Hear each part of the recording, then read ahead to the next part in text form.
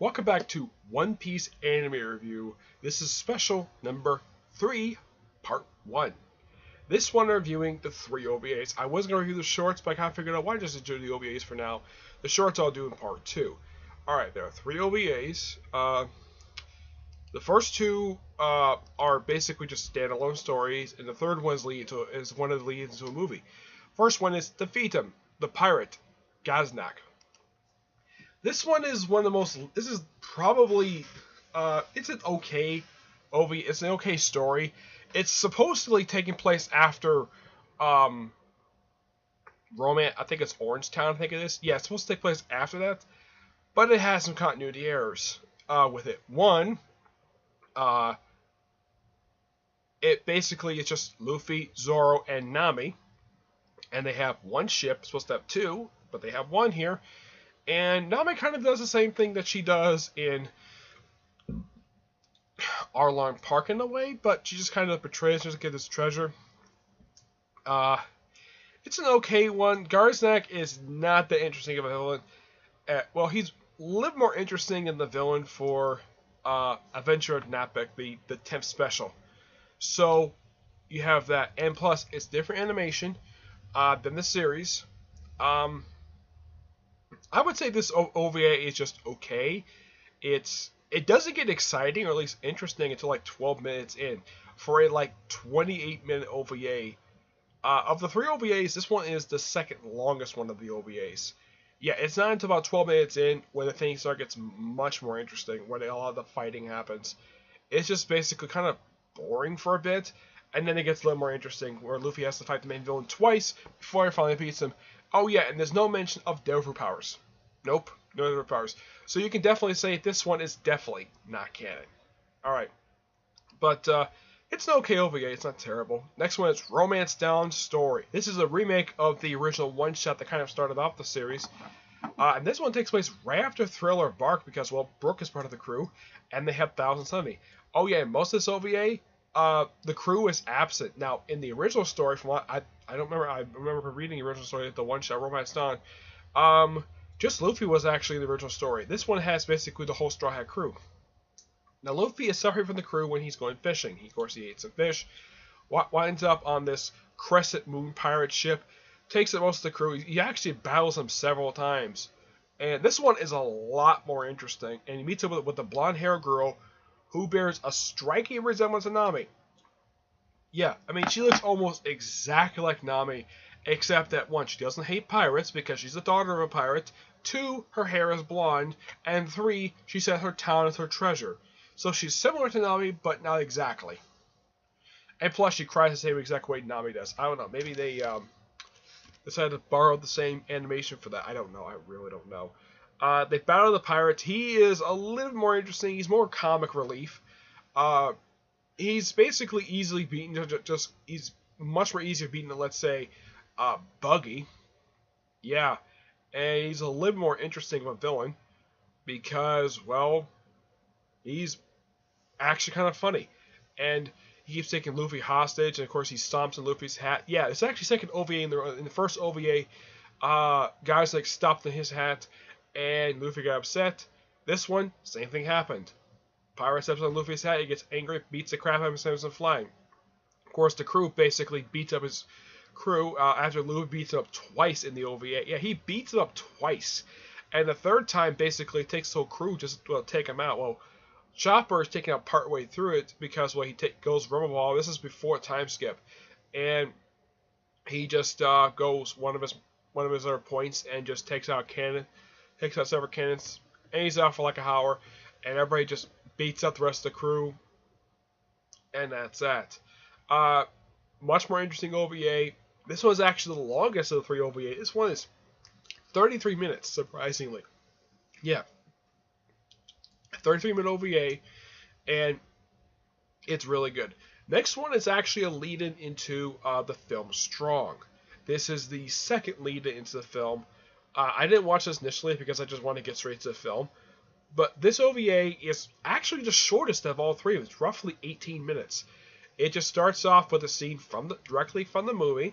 I kind of wait until after I watch the movie in order to see the scene, because the opening scene of this particular OVA is the scene where Luffy barges in on Shanky's drinking ceremony, and everybody's wearing the fancy suits, and of course Luffy comes in like he's freaking Al Capone. Yeah. But then basically it flashes back to 22 years before the events of the series, where he fights Gold Roger, loses. Then of course Gold Roger gets captured. Long after that, of course they see early versions of Shanks and Buggy, 22 years prior to the series, which I think they're probably supposed to be in their teens. I'd say currently they're probably in their 30s or 40s. It's never really stated exactly how old they are.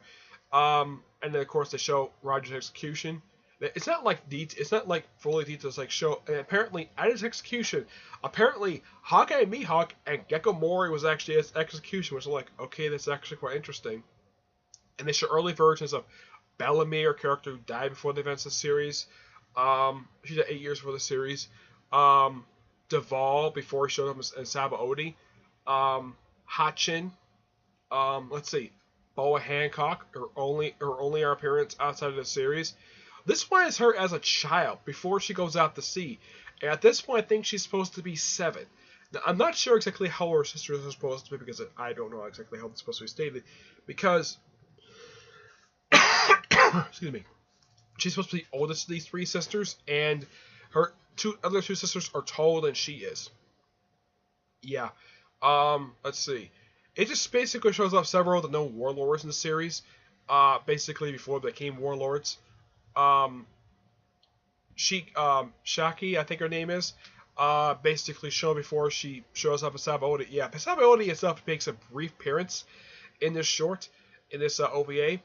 Yeah, just Hachin just comes out of the ocean, meets up with Silver Rayleigh, and that's it. Of course, also the Doctor, who appeared in that 2-part with Laboon, who's actually shown a couple times in flashbacks, and he's actually shown this film. So, of the 3 OVAs, I like this one because it actually shows characters from the actual series, and you can definitely say this OVA is kind of canon in a way, because it shows up a lot of characters, and it doesn't contradict a lot of the stuff in the show.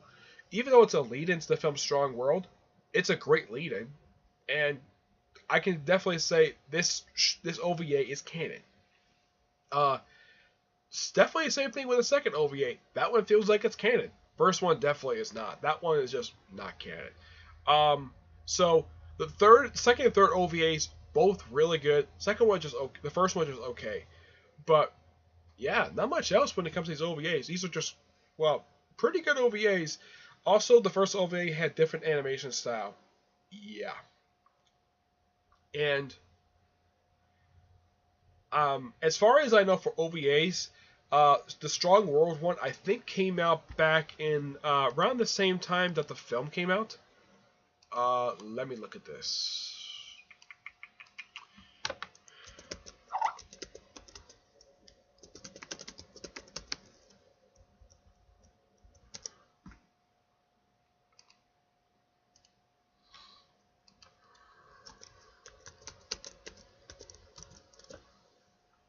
Let's see. The last OVA came out in 2009. Yeah. This one came out 8 years ago. So yeah, it's been 8 years since the OVA came out. So, and the one before that came out of the year prior.